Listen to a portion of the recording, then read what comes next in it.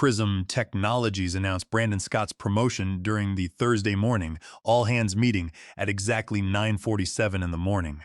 He was named Chief Information Officer, effective immediately, with a compensation package that included a $295,000 base salary, so representing a $115,000 increase from his senior security architect position. The main conference room erupted in enthusiastic applause.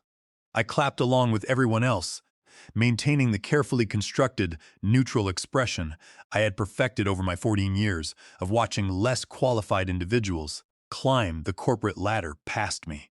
What they did not announce during that meeting was my own compensation adjustment.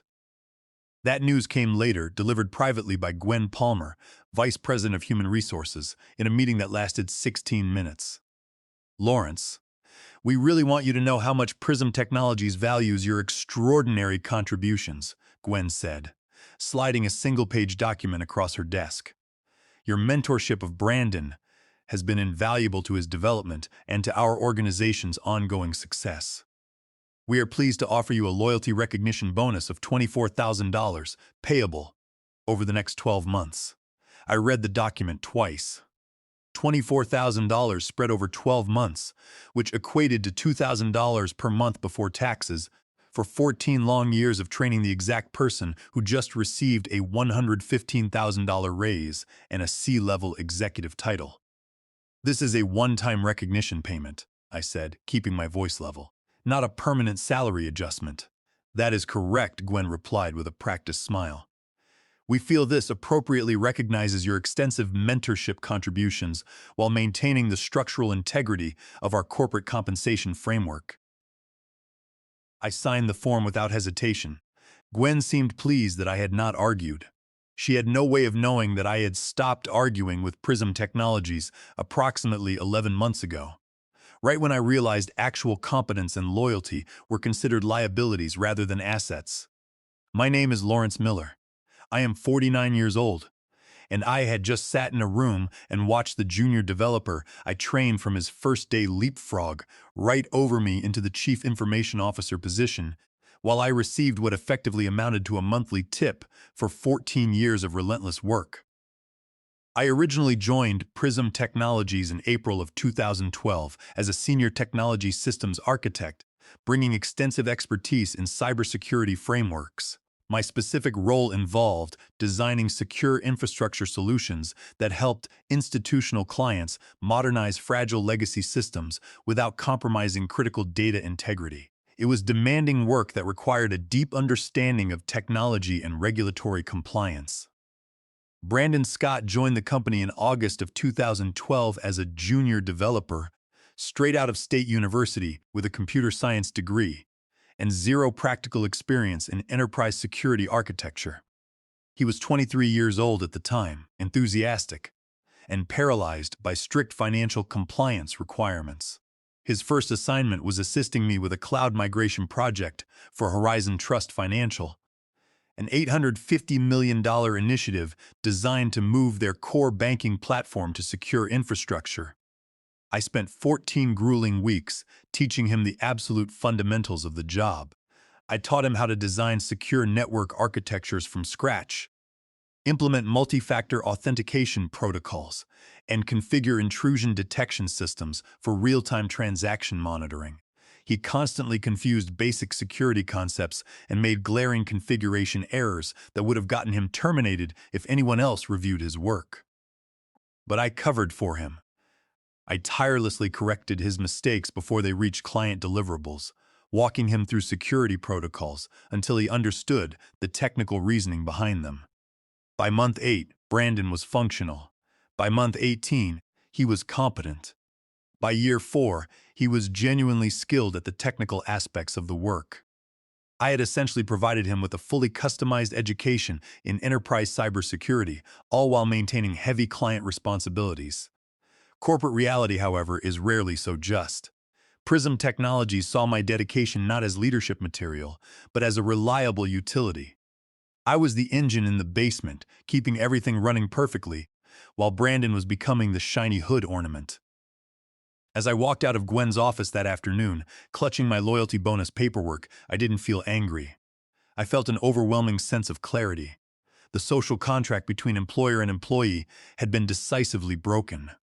They had made their choice about what they valued and put a specific price tag on my 14 years of service. Tomorrow, they were going to learn exactly how much that choice was really going to cost them.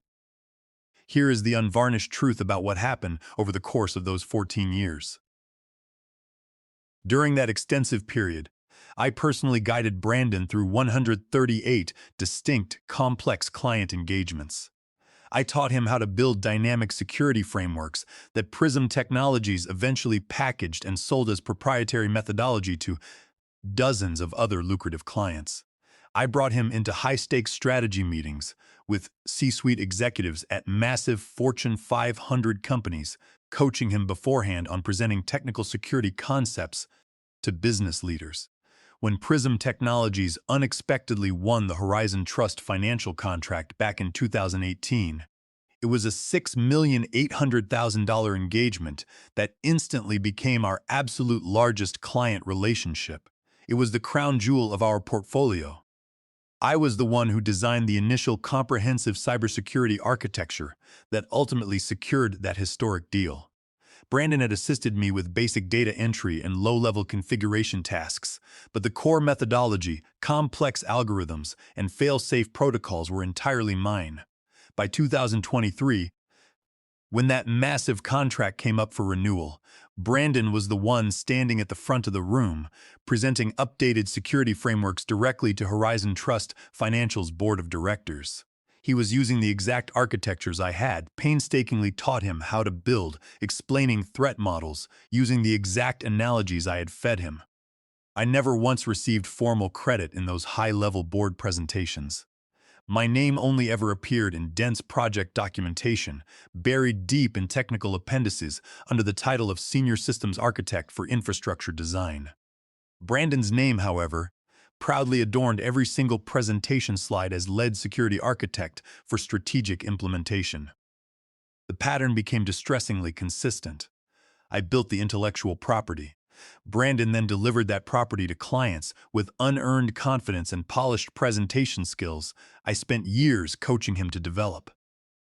By the end of 2024, Prism Technologies had rapidly grown to encompass 680 employees, largely on the back of proprietary systems I designed. Brandon had been officially promoted to Senior Security Architect, which was supposedly a lateral move to my position, despite possessing a full decade less experience than I did. His base salary had subsequently increased to $180,000. My own salary had only increased to $165,000. That was a $15,000 negative disparity for someone who held 10 additional years of hard-won expertise and carried responsibility for every security framework in our division. I raised this blatant disparity with Gwen Palmer during my performance review. Her practiced response was diplomatic. "Lawrence, you are valuable to us as a specialized technical expert. But Brandon has consistently demonstrated exceptional client-facing skills and innovative thinking aligning with our growth trajectory." Translation: Brandon was vastly superior at playing corporate politics. I was vastly superior at doing the actual work of cybersecurity architecture. Prism Technologies valued style over substance, assuming substance would always just magically be there. I stopped pushing for promotions after that demoralizing conversation. I realized it was a futile effort. Instead, I shifted my entire focus to documenting everything. I documented every single framework I designed, every proprietary methodology developed, every sensitive client relationship maintained, and every single hour spent training Brandon and the 11 other junior developers who rotated through our division. I documented logic trees, failover protocols, and custom encryption key management systems built from scratch. I also took formal legal precautions. I personally registered independent copyright filings under Title 17 of the United States Code, Section 106, for original source code modules created on my personal time prior to corporate integration. Furthermore, under Title 35 of the United States Code, Section 271, I established clear documentation showing that underlying patents for automated anomaly detection workflows belong to my original independent research. I did this because I understood something executive leadership could not comprehend. Institutional knowledge and proprietary intellectual property are only valuable when the institution possesses the legal and technical right to retain them. They didn't realize it was portable. I was the load-bearing wall holding up their financial division, and they were treating me like a fresh coat of paint. As I watched Brandon accept his Chief Information Officer title on that Thursday morning, I knew exactly what my documentation represented. It was an exhaustive ledger of what they were about to lose.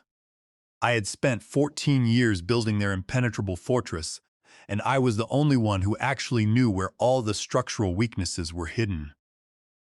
When Brandon gave his acceptance speech, thanking the leadership team for their vision, he didn't mention my name once. He was convinced of his own manufactured brilliance. That night, I sat in my home office and reviewed architecture documents for the Horizon Trust financial account. It was a beautiful system, complex and elegant, featuring behavioral analytics years ahead of industry standards. It was also a system Brandon Scott did not understand on a fundamental level. He knew how to sell it, but if a true crisis ever occurred, he would be incapable of diagnosing the root cause. The safety net had been removed. The emergency client call happened the next morning, exactly at 5:45 on a Friday. Horizon Trust Financial's Chief Information Security Officer, Dominic Vance, had discovered a critical security breach deep within their primary customer database during a routine overnight scan.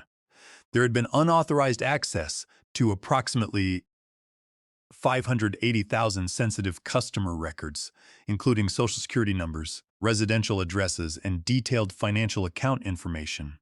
The advanced intrusion detection systems we implemented were suddenly showing erratic alert patterns that directly conflicted with internal security protocols. Dominic was frantic, unable to determine whether the breach originated from external threats or hidden internal vulnerabilities. Brandon called my cell phone at 5:51 in the morning, his voice laced with panic. "Lawrence, I desperately need you on this call right now," he pleaded breathlessly. "Dominic is asking dense technical questions about network segmentation architecture, and I cannot explain back-end firewall configuration logic to him. He is threatening to terminate the contract and report Prism Technologies to federal financial regulators." "What specifically is Dominic asking you about database access controls for the customer information system?" I asked, my voice smooth and unbothered. "He is screaming that our authentication protocols failed to prevent the breach," Brandon stammered, "and he wants to know why our multi-layer security matrix didn't trigger automatic lockdown procedures when data volume spiked." "Lawrence, I don't know how to explain behavioral decision tree logic. I don't understand the algorithms well enough to defend them." I knew exactly how to explain it. I knew because I had personally designed that specific authentication system back in 2020 and spent 4 weeks explicitly teaching Brandon the security reasoning behind using advanced behavioral analytics for real-time anomaly detection. He had, quite predictably, forgotten everything the moment it wasn't needed for a sales presentation. "I will be on the call in 5 minutes, I said calmly. "Send me the secure meeting link." At exactly 5:56 in the morning, I joined the chaotic video conference. There were 25 people crammed into the virtual room, mostly from Horizon Trust Financial's IT security and legal teams. Brandon was on camera, looking exhausted and profoundly stressed. Dominic Vance looked furious, his face red and tense. "Lawrence, thank God you are here." Brandon gasped with relief the second my video feed connected.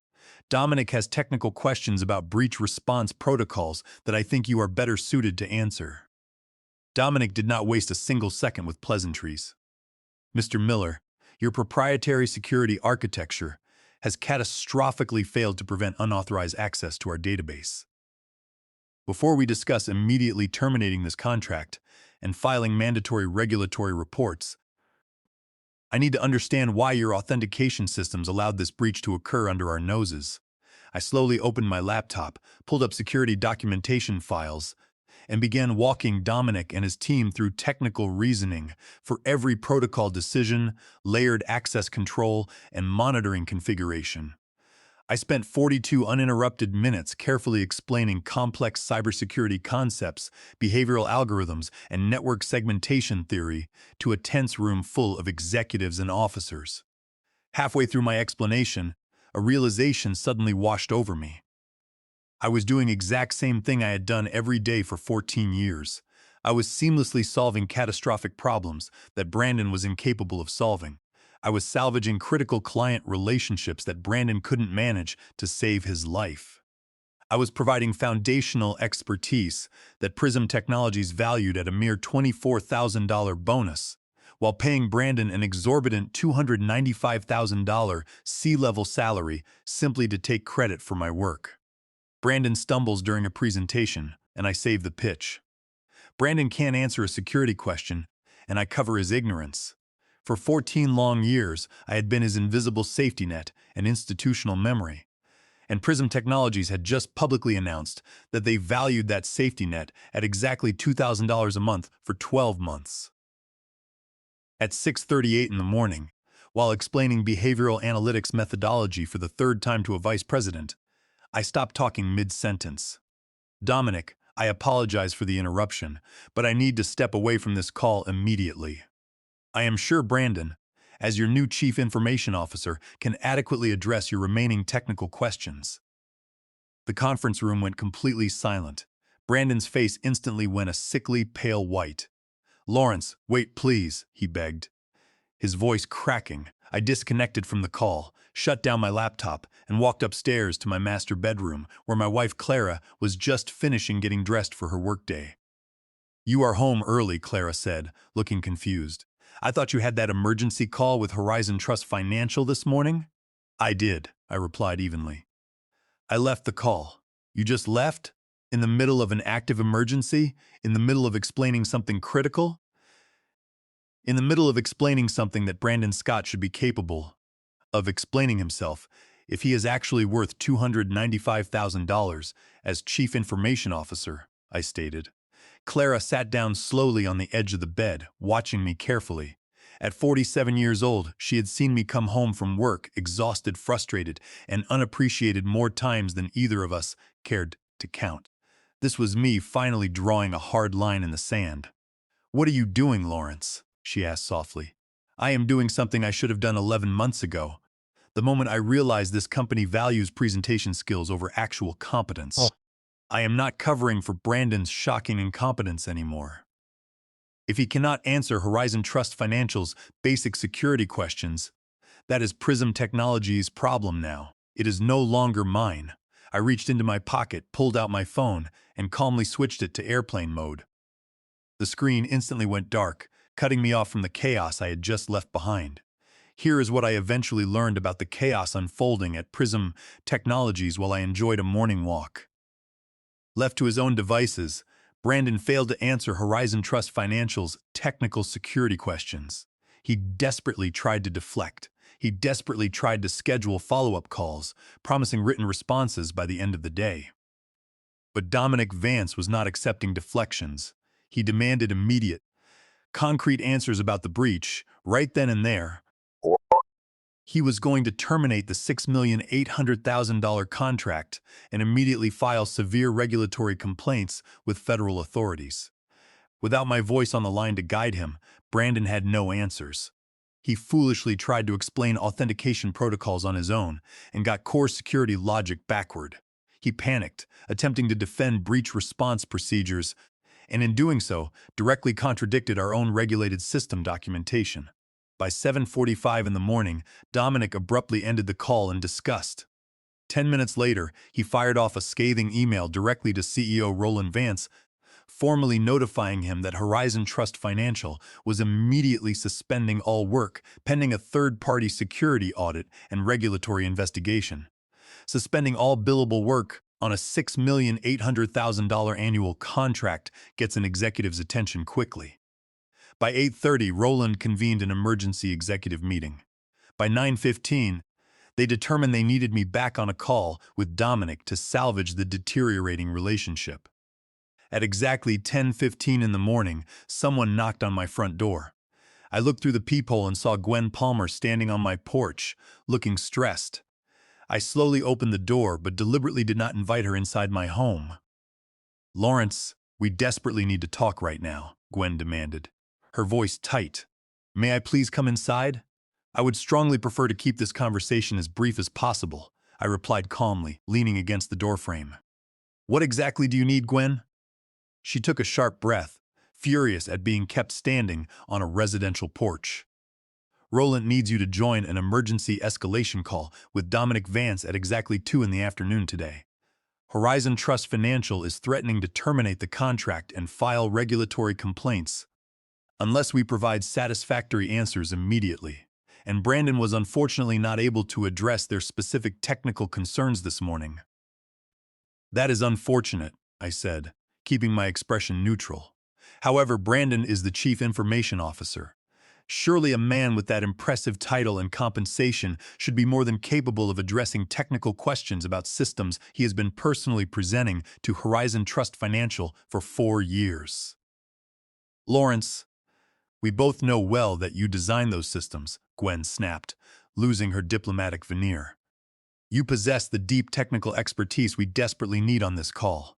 Then perhaps Prism Technologies should have carefully considered that fact before promoting Brandon to Chief Information Officers and insulting me with a $24,000 bonus." I countered smoothly. Gwen's expression hardened. "This is not about your personal compensation, Lawrence.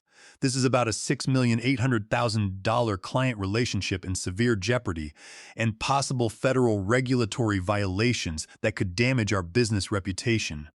"No, Gwen," I corrected executive leadership directly. "This is exactly about my compensation. It is about Prism Technologies making a conscious corporate decision that 14 years of building proprietary intellectual property, generating $6,800,000 in annual revenue, is only worth a tiny bonus. Meanwhile, the person who learned everything he knows from me gets a $295,000 salary just to present my work. You actively made that decision. Now you get to live with the devastating consequences of it. Furthermore, let us discuss the legal reality of what you have done. Under federal commercial standards and contract law, you deliberately presented a junior, fundamentally incompetent employee as a senior mastermind architect to win and renew that contract. That is the literal definition of fraudulent inducement.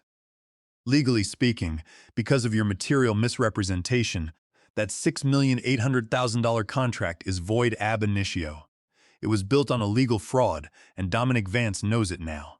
In addition, by failing to provide required advance notification of structural operational changes that led to mass vulnerability, your corporate leadership has violated the Worker Adjustment and Retraining Notification Act under Title 29 of the United States Code, Section 2101, regarding workplace displacement and operational compliance.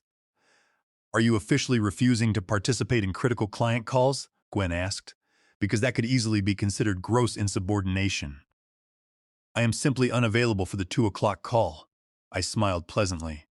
I have pressing personal matters to handle. What personal matters? She demanded. That is private. If Prism Technologies desperately needs technical expertise, I suggest asking your well-compensated Chief Information Officer. That is precisely why you are paying him $295,000 at not. For his cybersecurity expertise. I closed the front door before she could formulate a response, leaving her standing alone on my porch. The 2 o'clock emergency call with Horizon Trust Financial happened without my participation. I know this for a fact because Roland Vance sent me a frantic email at 3:15 in the afternoon, describing it as a difficult and hostile conversation. What I learned later was that Brandon attempted to answer Dominic's technical questions yet again, got security protocols wrong yet again, and Dominic furiously ended the call after 20 minutes. Horizon Trust Financial formally terminated their contract at 4 in the afternoon that same day and filed preliminary regulatory complaints. $6,800,000 in annual revenue was instantly gone, plus the looming threat of federal regulatory investigations. By Monday morning, I received an urgent call from Roland Vance's assistant requesting a mandatory 8 o'clock meeting. Roland was waiting anxiously in the conference room, flanked by Gwen Palmer and Preston Vance, Chief Operating Officer. The presence of the Chief Operating Officer clearly communicated that they finally understood the gravity of the situation. "Lawrence, thank you for coming in," Roland began. "I want to start by stating that we deeply value your extraordinary contributions to Prism Technologies. And we realize there may have been a miscommunication regarding your role and compensation. We want to discuss a permanent compensation adjustment that truly reflects your immense value," Gwen chimed in quickly. "We are fully prepared to offer you an immediate salary increase to $205,000, along with a significantly expanded bonus structure. $205,000. It was a substantial raise, yet still $90,000 less than Brandon's executive salary. They were offering me a raise to come back and clean up the mess caused by the man they had promoted over me."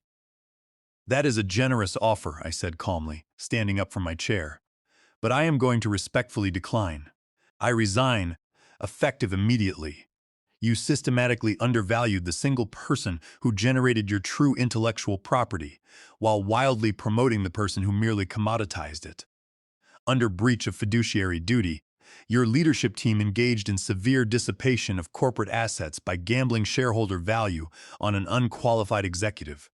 Furthermore, you continue to infringe upon my registered copyrights under Title 17 of the United States Code, Section 106, and Title 35 of the United States Code, Section 271, by using my source code without authorization. Good luck explaining fraudulent inducement and statutory IP violations to federal regulators." I walked out of the conference room, leaving them sitting in stunned silence. Over the weekend prior to that Monday meeting, I had contacted former colleagues who had left Prism Technologies for competitor firms. Word spreads fast in cybersecurity, and the implosion of the Horizon Trust financial relationship was already the hottest topic of gossip. By Wednesday afternoon, barely 48 hours after I walked out of Prism Technologies, for the final time, I had 3 formal, lucrative job offers sitting in my email inbox. The best offer came from Aegis Cyber Partners, a growing competitor firm specializing in financial cybersecurity. They offered me a base salary of $265,000, performance bonuses, executive benefits, and a $40,000 signing bonus. They wanted someone who could build complex cybersecurity frameworks from scratch and understood intricate technical requirements. I enthusiastically accepted their offer on Thursday morning and officially started my new role the following Monday. Here is exactly what happened at Prism Technologies after my departure. Without my constant technical support propping him up, Brandon Scott floundered. He tried to schedule apology calls with Dominic Vance, but Dominic refused to engage. 6 weeks after I officially joined Aegis Cyber Partners, Horizon Trust Financial abruptly moved their entire cybersecurity contract over to us. I did not need to pitch them. Dominic called me directly at my new office and asked if Aegis Cyber Partners could reliably provide the exact same elite level of technical sophistication I previously delivered while working at Prism Technologies. I told him yes, absolutely. 3 short weeks later, Cyber Partners signed an $8,200,000 annual contract with Horizon Trust Financial. Over $1 million more than Prism Technologies had been charging them, paid happily because Dominic knew who was building the fortress. But Horizon Trust Financial was not the only client relationship that fell apart for my former employer. Over the next 8 months, 4 other massive institutional clients reduced or terminated active contracts with Prism Technologies. Every single situation followed the exact same pattern. Clients asked technical questions Brandon could not answer, experienced performance issues he could not diagnose, and raised compliance concerns he could not address. Without me there to feed him correct answers, his technical ignorance was fully exposed to the industry. Prism Technologies' total annual revenue plummeted by $11,500,000 in the first year after I left. In sheer desperation, they hired 3 new senior architects to try and rebuild gutted technical capabilities. The intricate frameworks I built over 14 years took years to replicate, and the new hires lacked the deep client relationships and reputation I cultivated. 18 months after joining Aegis Cyber Partners, I was promoted to Senior Director, bringing my base salary to $335,000. 2 years after that, I became Vice President of Financial Technology Security, making $385,000. At 49 years old, I am making vastly more money than I ever thought possible and thoroughly enjoying my work again. As for Brandon Scott, he only lasted 11 months as Chief Information Officer at Prism Technologies. Without my daily technical support, his limitations became obvious to everyone in the executive suite. He was demoted back down to a senior security architect role at $135,000. He resigned in disgrace barely 7 months later. Prism Technologies made a fatal corporate error. They foolishly confused presentation skills with technical capabilities, promoting charisma over genuine competence. That single mistake cost them $11,500,000 in recurring revenue, their largest institutional client, market reputation, and foundational institutional knowledge built over 14 years. All because they wanted to save money on my compensation while rewarding someone who could not function without me. The most dangerous employee to undervalue is never the loud one who constantly complains or threatens to quit. It is the quiet professional who builds all your institutional knowledge, maintains critical client relationships, and consistently generates primary competitive advantages, right up until the day they decide they are done subsidizing your catastrophic lack of judgment. Sometimes the greatest, most powerful act of profound self-respect is walking away and letting a company discover exactly how expensive their disrespect truly is.